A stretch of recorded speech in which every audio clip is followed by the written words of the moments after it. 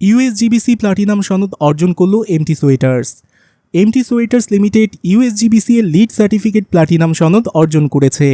শনিবার সন্ধ্যায় রাজধানীর একটি হোটেলে আনুষ্ঠানিকভাবে এই সার্টিফিকেট প্রতিষ্ঠানের প্রধান নির্বাহী কর্মকর্তার হাতে হস্তান্তর করা হয়।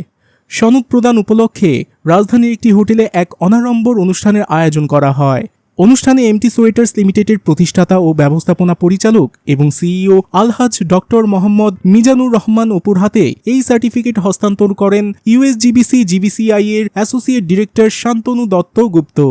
সার্টিফিকেট গ্রহণোত্তর এক প্রতিক্রিয়ায় এমটি সোয়েটার্সের প্রতিষ্ঠাতা ব্যবস্থাপনা পরিচালক এবং সিইও আলহাজ ডক্টর মোহাম্মদ মিজানুর রহমান অপু বলেন, এই স্বীকৃতি আমাদের কাজের স্পৃহাকে আরও বাড়িয়ে দেবে। যথাসময়ে গুণগত মানসম্পন্ন পণ্য উৎপাদনে আমাদের শ্রমিকরা বদ্ধপরিকর। তিনি আরও বলেন, এমটি সোয়েটার্স লিমিটেড একটি 100% রপ্তানিমুখী সোয়েটার প্রস্তুতকারী শিল্প প্রতিষ্ঠান।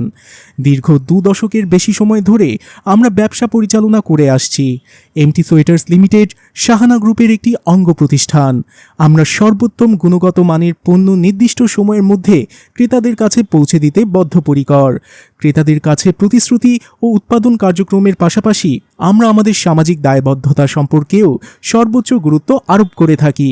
সমাজ, মানুষ, প্রকৃতি ও পরিবেশের প্রতি আমরা দায়িত্বশীল। আমরা টেকসই উন্নয়ন নিশ্চিত করার লক্ষ্যে নিরন্তর পরিশ্রম করে যাচ্ছি। এরই স্বীকৃতিস্বরূপ আজকের এই সনদ অর্জন। অনেক অনেক হ্যাপি। আর আমি সবাইকে বলতে চাই যে অন্য যারা আছে তারাও যেন তাদের নিষ্ঠা, তাদের কর্ম সব কিছু দিয়া এইভাবে আগায় দিতে পারলে হয়তো বা যে এই সার্টিফিকেটের বদৌলতে আমার কর্মস্পৃহা এবং সব কিছু ফ্রম নাও টু অনওয়ার্ড এটা আরও ফলপ্রসূ হবে। পেয়েছি এবং এটা পেয়ে আমরা খুব গর্বিত বোধ করি। বিকজ অফ গ্রিন বলতে তো আপনারা নিজেরাও বুঝেন, গ্রিন বলতে একটা সলিড কিছু একটা, যেটা আমি মনে করি যে আমরা সাথে সাথে অনেক ফ্যাক্টরি চলে আসুক। এই সার্টিফিকেটটা পাওয়ার পর গর্বিত বোধ করছি।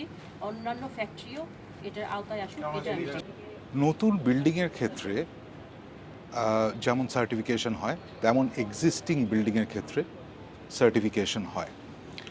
যদি আমরা পুরো বিল্ডিং নাম্বারসকে কনসিডার করি যে কোনো দেশে, তাহলে দেখা যাবে যে এক্সিস্টিং বিল্ডিংয়ের সংখ্যা অনেক বেশি। কারণ যে বিল্ডিংগুলো অলরেডি হয়ে গেছে সেই বিল্ডিংকে ক্যাপচার করা as far as green is concern বেশি ইম্পর্টেন্ট।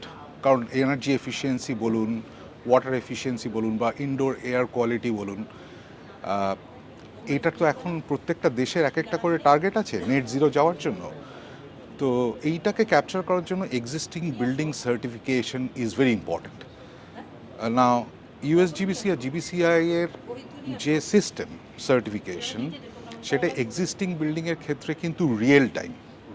মানে একটা প্ল্যাটফর্ম আছে যেটা ক্লাউড বেসড প্ল্যাটফর্ম, যাকে আর্ক প্ল্যাটফর্ম বলে।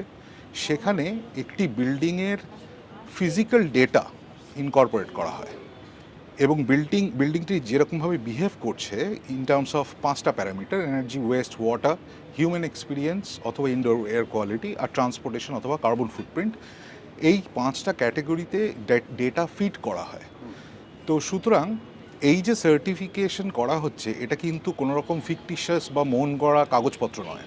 এটা বিল্ডিংটা যেরকম পারফর্ম করছে সেটাই অ্যানালিসিস করে সার্টিফিকেশনটা দেওয়া হচ্ছে। নাও এটা একটা পরবর্তী ধাপে যাওয়ার প্রথম ধাপ। এটা প্ল্যাটিনাম পেল, ধরা যাক 83 পয়েন্ট পেয়েছে বা 87 পয়েন্ট পেয়েছে।